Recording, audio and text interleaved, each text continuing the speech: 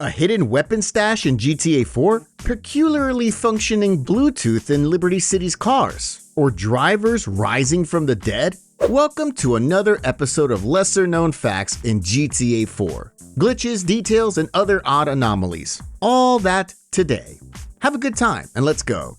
In GTA, next to our safe houses, as we all know, we often get garages, in which if we place a vehicle, the game will save it in the memory, as well as in a save file. In GTA 4, however, we had a similar system, only that instead of a garage, we got a designated area in front of every safe house in which one could place his vehicle, be it a car or a motorcycle. And I remember one day, someone gave me an unconventional idea to do with that, which I at first did not give any chances of success, but I was uncertain just enough to give it a go. See, the idea was about verifying whether a parking spot can save weapons too. After all, as opposed to the 3D universe titles, where weapons were levitating pickups, in this game, a weapon pickup is a fully dynamic physical object, so the hope was there. And so I lured a policeman into the spot and killed him there.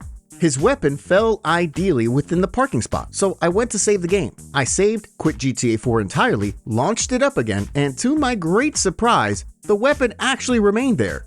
Granted, the game spawned it with default rotation values, therefore its position was awkward. Yet still, a phenomenal discovery. Seriously hard to believe that it works. And, well, I had thought that way until I noticed that just a few meters away, without the parking spot, there was another gun lying in the same exact way. And in a nearby alleyway, yet another. That made sense, since during my effort to lure a policeman onto the parking spot, I killed two other cops, exactly in places in which now I could see the guns after loading the game again. It thus looked as if that weird weapon saving system wasn't tied to the parking spot whatsoever. Additionally, after waiting a few minutes, all three guns despawned. The whole thing is still fascinating though, as it appears as if when we save our progress, the game for some bizarre reason saves all the weapon pickups in the vicinity. It doesn't save them for good, but during the game loading procedure, someone actually decided that those weapons should be spawned. To be honest, it's a very peculiar decision of one of the developers, cause let's be fair, that's not a very useful mechanic, and it only takes up additional memory to save the coordinates and the type of a weapon, unless it's a remnant of some beta mechanic, where we could save our weapons in some way, although I'm not sure what use it would have, since Nico can essentially carry everything with him with no consequences. The more probable option I thought of is that while someone was coding the game loading procedure, they copied over code from some other functions, where the weapon spawning was actually essential and they didn't delete it. Either way, the final effect is rather odd. You surely have noticed that GTA 4 has a really cool system, which unfortunately did not return in GTA 5, where a ped can be killed but also just knocked out. For example, if we shoot someone in the head, they die, but if we only shoot somebody up or beat them up, such a ped will often just lie on the ground, blinking and shouting for mercy or help. They drop their weapon and are pretty much as good as dead, but technically still alive. It often even happens that such pedestrians stand up after some time and limp away. And we also know that if we aim a gun at a policeman, we get a wanted level, which is of course very logical. What we can call into question whether it's logical is that the same thing happens in the case of a half-conscious policeman. If we aim at him, we get a wanted level, even though our friend doesn't exactly look like someone able to call for backup. Although, what is even weirder in this regard is that aiming at such a cop's head is absolutely no issue for them. Only when we aim at their torso do they call backup, which totally breaks any logic.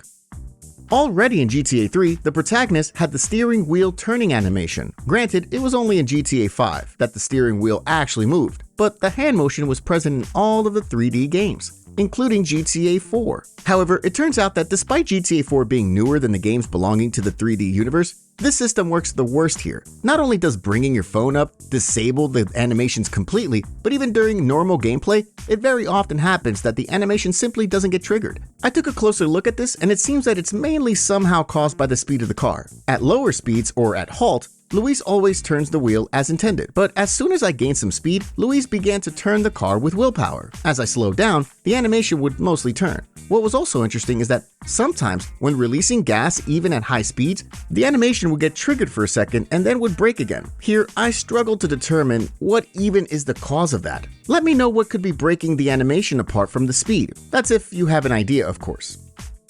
An idea is what I'm lacking on how to describe the next phenomenon. See, in GTA 4, we've got cars, whose certain elements can be detached. For example, a hood, which after a number of impacts, eventually detaches and falls off. Detached quite easily can also be the doors of a car, and even other elements, like that advertising lighty thingy on a roof of some taxis. See, it turns out that all those parts are by some mysterious power of the universe inextricably connected with the car. First of all, something that some of you may know already is that a detached door of a car gets charred when we destroy the original car, as if the game forgot that it's no longer a part of the car. The weirdest magic, though, has to do with the lights. For instance, in the Patriot, the lights are installed together with the hood, so when a hood detaches, it does so along with the headlights. The problem is that when that happens, those headlights still illuminate. Here again, we have to explain it with the theorem of Bluetooth, about which we talked in one of the GTA San Andreas videos, where a streetlight disconnected from the power source still illuminated as if nothing ever happened. As can be seen in GTA 4, the Bluetooth theorem also applies. It's very well evidenced by what happens to that advertising lighty thingy on taxis. When we smash into a wall, that lighty thingy falls off and still illuminates, although this absurdity can be presented even better if we get out of the taxi and turn off the engine. There you go, the lighty thingy goes out, and of course if we launch the engine back, it starts to shine again. Bluetooth power at its finest. And also, the way that lighty thingy is rendered while looking through one of the local streetlights, next to which it just so happened that I was testing all that, is also an interesting glitch. Last time, we talked about magical properties of phone calling people, which is able to resurrect a dead car engine. Only a while ago have we talked about how calling someone activates willpower vehicle steering. Well, now as you'll be able to see, it'll turn out that calling from a cell phone is an even more broken cheat code. See, in real life, apparently, when someone's messing with us or tries to put one over on us, threatening to call the cops works as a good deterrent. So I was curious to see if that's the case in GTA. When some granddad tried to beat me up, I decided to call the emergency line and see if that calms him down. And well, it sure did. The granddad ran away in a blink of an eye. However, my excitement was quickly spoiled after the same thing happened when I called Armando. Although, on the other hand, it still kind of makes sense. After all, a random ped trying to beat the crap out of us has no right to know who we're calling.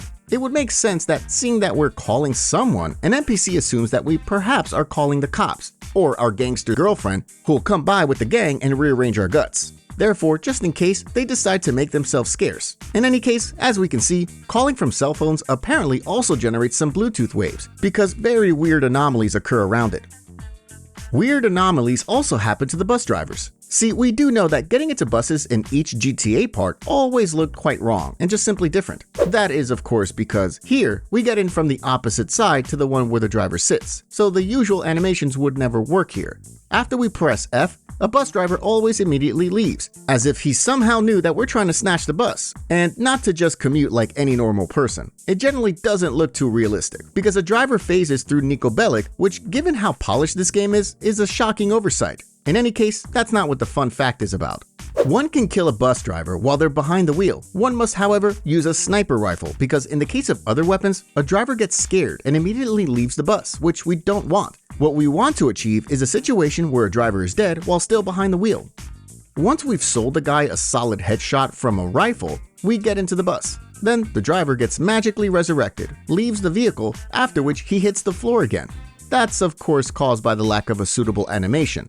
In turn, the one that was assigned doesn't account for a scenario in which a driver is dead. Therefore, it looks what it does. It kind of reminds me of the anomaly in GTA SA or even in GTA 4 itself, where sometimes when we kill someone who's sitting in a vehicle, they get out of the car first and only then actually die. The animations also go nuts in another situation. See, if we shoot a helicopter down normally, it'll blow up immediately and kill everyone inside. Nothing out of the ordinary. However, if we fire a rocket to hit the very edge of a helicopter's tail, the helicopter, sure, it loses control, but it doesn't explode straight away, and the rocket itself doesn't reach the crew. The crew in turn evacuates and jumps off immediately, which is quite dumb, but whatever. Cause as it turns out, it very often occurs that those policemen survive such a fall, even from big heights. And that's it for today. Leave a thumbs up. If you enjoyed the video, let me know if you've got any questions or suggestions for me to verify, especially regarding today's fun facts. And maybe we'll examine them in future videos. Thanks for watching. Take care and see you soon.